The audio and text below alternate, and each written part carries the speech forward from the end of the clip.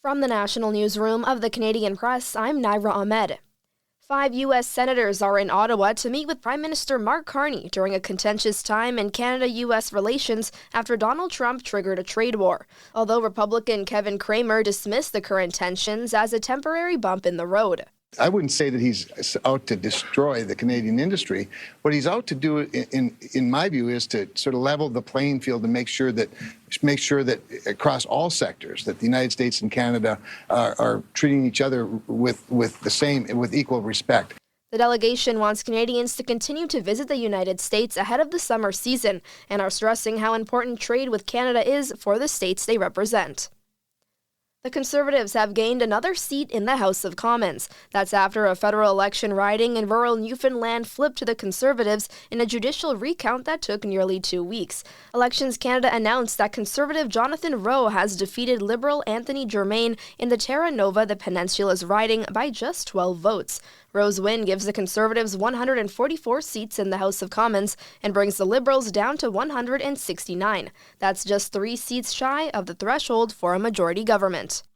The Canadian Union of Postal Workers has called for a countrywide halt to overtime work. That means postal operations will go on as negotiations between the union and Canada Post continue in the long-running labor dispute.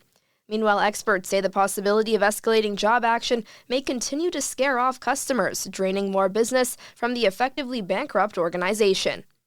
At the CRA now, the Canada Revenue Agency announced it's cutting up to 280 permanent employees. It's in response to financial restraints after the CRA examined its operating budget over the last 2 years.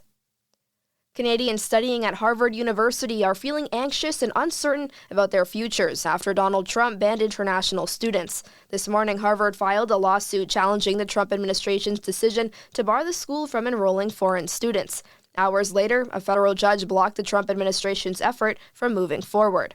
The temporary restraining order stops the government from pulling Harvard's certification in the program, which allows the school to host international students with visas to study in the U.S.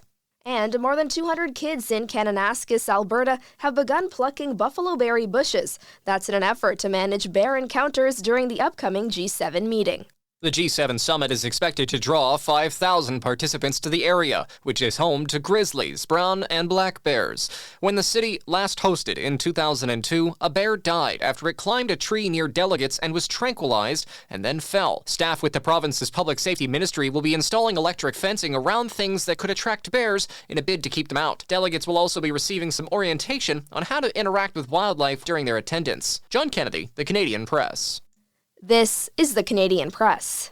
In sports, the Edmonton Oilers look to rebound from a disappointing series opening loss tonight when they visit the Dallas Stars in Game 2 of the NHL's Western Conference Final. The Oilers have come back to win 5 of the last 8 playoff series in which they lost the first game.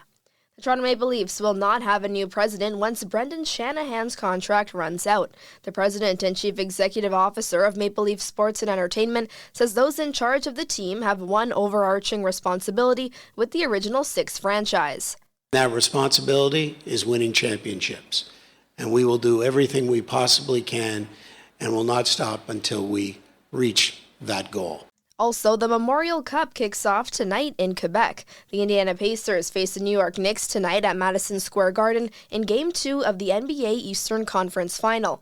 And the Toronto Blue Jays kick off a 3-game road series with the divisional rival Tampa Bay Rays tonight. From the Canadian Press, I'm Naira Ahmed. Thanks for listening. Don't forget to follow and subscribe. For more of today's top stories, visit thecanadianpressnews.ca.